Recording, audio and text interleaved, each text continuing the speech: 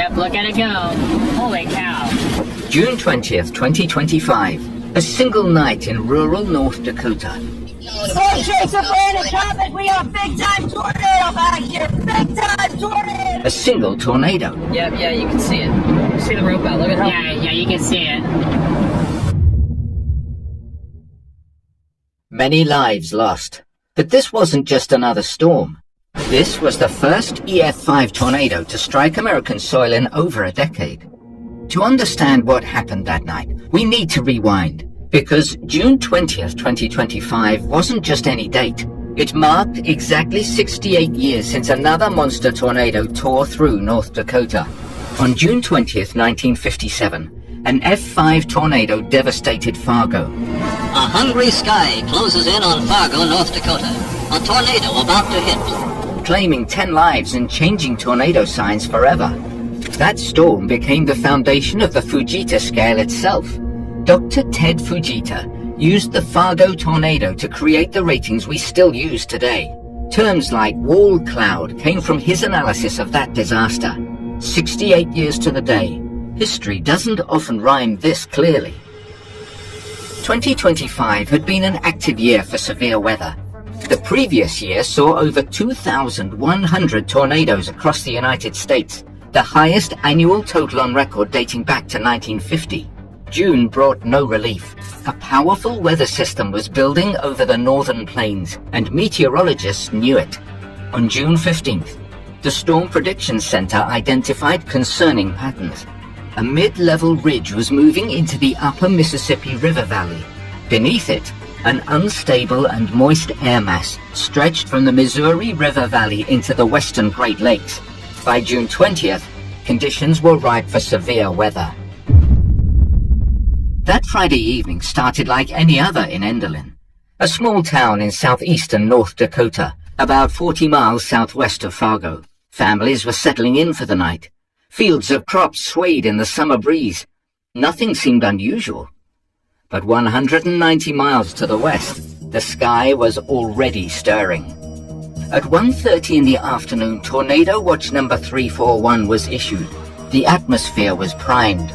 Deep layer wind shear, extreme instability, a nearby frontal boundary creating the kind of storm-relative helicity that breeds violent tornadoes. By early evening, supercells began developing across eastern North Dakota around the Jamestown area. At first, these storms were elevated, disconnected from the surface. But as the low-level jets strengthened, the storms became surface-based, more dangerous, more powerful. Before the Enderlin tornado even formed, other twisters were already touching down. An EF3 near Spiritwood.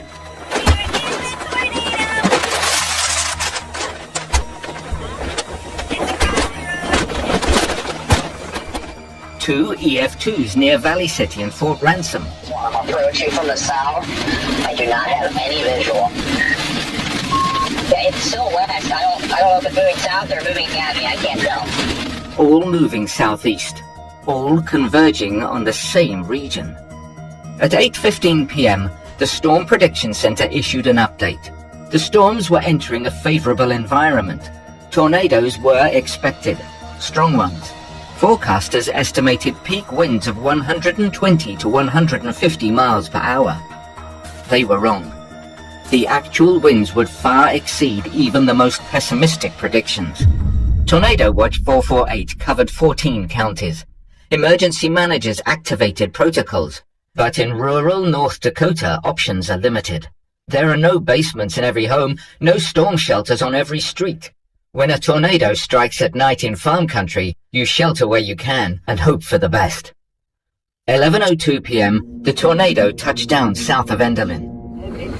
Yep, I think there's a tornado there. It's actually pretty small.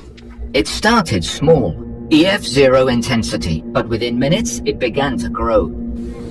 Now that it's big enough. Oh my god. Oh my gosh, it's right. That last lightning bolt. It is huge. The funnel widened, the winds accelerated. As it moved northeast across County Road 55, it was already strengthening beyond anything forecasters had predicted. By 11:05, The tornado reached the ADM Edible Bean Specialties facility at the corner of 136th Avenue Southeast and County Road 136, EF2 intensity now. Large trees snapped like twigs. An outbuilding vanished. Then came rapid intensification. 11:08 p.m. The tornado crossed the CPKC Elbow Lake subdivision southeast of Enderlin. A freight train sat on the tracks, stopped, waiting. In seconds, the tornado derailed multiple cars. An empty tanker car weighing 72,000 pounds was thrown 475 feet through the air. Fully loaded grain hopper cars, each weighing 286,000 pounds, were tipped over like toys. This was EF5 intensity. Winds exceeding 210 miles per hour. Some analysis suggests winds may have reached 266 miles per hour to achieve what happened to that train. For comparison, a Formula One car reaches these speeds at full throttle on a straightaway, but here there was no track, no driver, no control, just raw, terrifying power. The tornado continued northeast. A cell tower was blown over, cutting communication. Crops were shredded. The earth itself seemed to be torn apart. 11:15 p.m. About a mile east of Enderlin on Highway 46, Michael and Catherine Dane were in their home, both 73 years old. They had lived in this area their entire lives. When the warnings came, they did what they could. They sought shelter. They followed the protocols, but against an EF5 tornado, protocols aren't guarantees. The tornado struck their home with full force. The structure was completely destroyed. Michael and Catherine tragically lost their lives. North of their location, at a separate residence, 89-year-old Marcario Lucio faced the same monster. His home was also obliterated. He didn't survive. The tornado wasn't finished. It tore through farmland, destroying multiple farmhouses, where it obliterated an entire forest. Not damaged, obliterated. Trees weren't just knocked down, they were snapped to stumps. Others were torn completely from the ground, root balls and all. In some cases, the displaced trees traveled so far that investigators couldn't determine where they originally stood. The debarking was particularly telling. Trees showed a sandpapering effect, their bark stripped away by debris moving at incomprehensible speeds. This level of tree damage is seen only in the most extreme tornadoes. 11:21 p.m. Near the town of Alice, the tornado finally dissipated. 19 minutes, 12.10 miles. At its widest, over a mile across. 3 lives taken. Countless others changed forever. Storm chasers who had been documenting the outbreak were among the first to comprehend the scope of the disaster. Around 11:40 p.m., they found the Dane residence and discovered 2 deceased individuals. They immediately contacted the Enderlin Fire Department. Throughout the night, a massive search operation unfolded. The Enderlin and Alice Fire Departments, Cass County Sheriff's deputies, Castleton and Lisbon ambulance services, the North Dakota Highway Patrol. They conducted a grid search through the darkness, checking every structure, every location along the tornado's path. At a second home north of the Dane residence, deputies found Marcario Lucio. By dawn, on Saturday, June 21st, the full picture was emerging. At 7:30 a.m., Cass County Sheriff Jesse Jana held a press conference. 3 confirmed fatalities, extensive damage, a community in shock. Fire Chief John Anderson described the devastation. The damage area stretched approximately 3 miles wide and 6 miles long. In his 20 years as a volunteer firefighter, he had never seen anything like it. The National Weather Service deployed survey teams. Initial assessments rated the tornado as EF3, with peak winds of 160 miles per hour. It was clearly a significant tornado, but no one yet realized just how powerful it had been. Power was out for 37,000 people across North Dakota. The town of Enderlin itself hadn't been directly struck, but it lost electricity. Cell phone service was knocked out. Communication infrastructure was devastated. In the small town of Page, Residents would be without power for days, unable even to heat water for bathing. On June 21st, Governor Kelly Armstrong declared a statewide disaster and activated the North Dakota Emergency Operations Plan. The recovery began immediately, not because of government mandates, but because neighbors helped neighbors in North Dakota. By June 24th, over 150 volunteers joined a joint cleanup operation. The Red Cross deployed disaster teams. The Northern Plains UAS test site sent drones to help residents locate personal items that had been scattered across miles. North Bank set up a relief fund. The Enderlin Fire Department coordinated cleanup efforts. The community showed what resilience looks like.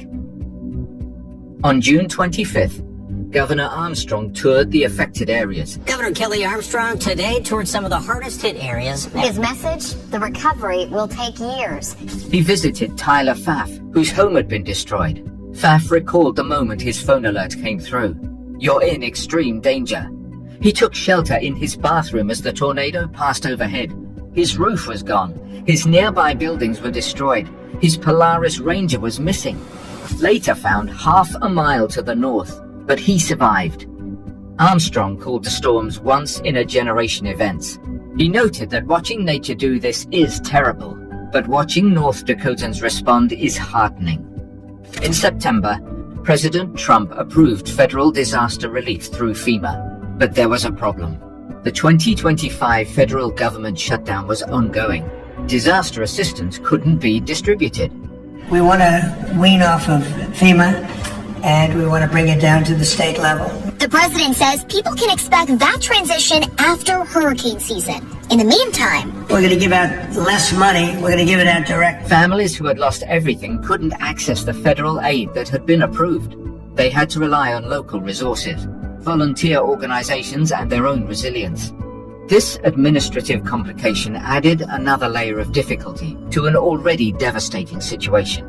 While other states face similar challenges with FEMA access, the timing for Enderlin couldn't have been worse. But the story wasn't over. Throughout the summer and into fall, scientists were conducting detailed analysis. The National Weather Service in Grand Forks worked with the Northern Tornadoes Project at Western University in Ontario, the Canadian Severe Storms Laboratory, and wind damage expert Timothy P. Marshall. They examined every aspect of the damage. The train cars became the key. The physics of what happened to that freight train told the story. So they wanted to know what kind of wind would it take to do this kind of damage. I went ahead and did some calculations, and my calculations indicated that there were over 200-mile-an-hour winds to cause this kind of damage. An empty tanker car weighing 36 tons thrown almost 500 feet. Fully loaded grain hoppers, each weighing 143 tons, tipped over. The forces required to achieve this were extraordinary. They analyzed the tree damage, the debarking patterns, the root ball displacements, the complete destruction of the forest along the Maple River. They surveyed the farmhouses, where foundations had been swept clean and no recognizable structure remained. On October 6, 2025, the National Weather Service made an announcement. The Enderlin tornado was being upgraded to EF5. Winds had exceeded 210 miles per hour. It was the first EF5 tornado in the United States since Moore, Oklahoma on May 20, 2013. A 12-year drought had ended. Tyler Thomas, a meteorologist with the National Weather Service in Grand Forks, noted the significance. It's now one of only 3 tornadoes officially rated F5 or EF5 in North Dakota history. Melinda Behrens, the meteorologist in charge, explained that in the last 12 years several strong tornadoes had come close to EF5 ratings, but there hadn't been damage indicators to support it. Sometimes, she said, it's hard to get tornadoes to hit something that reveals their true intensity. This tornado hit the right indicators. And the science was clear. The Enderlin tornado also became the deadliest tornado to strike North Dakota since 1978, when an F4 tornado killed 5 people in Elgin. It was the first June EF5 or F5 tornado in the United States since Chandler, Minnesota in 1992, a 33-year gap. Dr. Darrell Richardson, A climatologist at North Dakota State University put the event in perspective. The 1957 Fargo tornado and a tornado in Waco, Texas were the two principal tornadoes used to create the Fujita scale. And now, exactly 68 years later, North Dakota had produced another tornado for the record books. The tornado took 3 lives. 3 people who woke up that Friday morning with no idea it would be their last day. 3 families forever changed. 3 empty chairs at tables where they once sat. But the tornado couldn't take away what those lives meant. It couldn't erase the community that rallied together. It couldn't stop 150 volunteers from showing up to help. The Enderlin tornado will be remembered for many reasons. As the first EF5 in 12 years. As the tornado that ended the longest EF5 drought in modern history. As proof that even with all our technology, all our warnings, all our preparations, nature still holds power beyond our control. For the storm chasers, who immediately reported what they found instead of just filming. For the first responders, who searched through the night. For the fire chief, who said it was the worst storm in his 20-year career but showed up anyway. For the volunteers, who traveled from across the region to help people they'd never met. For the governor, who visited personally to ask what was needed. For the community that refused to let a federal government shutdown stop their recovery. On June 20th, 1957, Dr. Ted Fujita came to Fargo after an F5 tornado and created the scale that would define tornado science. On June 20th, 2025, exactly 68 years later, another North Dakota tornado reminded us why that scale exists. To measure, to understand, to learn, to prepare, to save lives. The winds that night exceeded 210 miles per hour. They threw train cars. They obliterated forests. They took 3 lives. But they couldn't take human dignity. They couldn't take the bonds that hold communities together. Every storm eventually ends. What remains is how we respond, how we help, how we remember. The Enderlin tornado is now part of history, part of science, part of the ongoing effort to understand nature's most violent storms. The forensic analysis, the upgraded rating, the documentation, all of it adds to our knowledge. All of it helps us prepare for the next one, because there will be a next one. There always is. But because of events like Enderlin, because of the analysis and study, because of the lessons learned, we get better at warning, better at sheltering, better at surviving.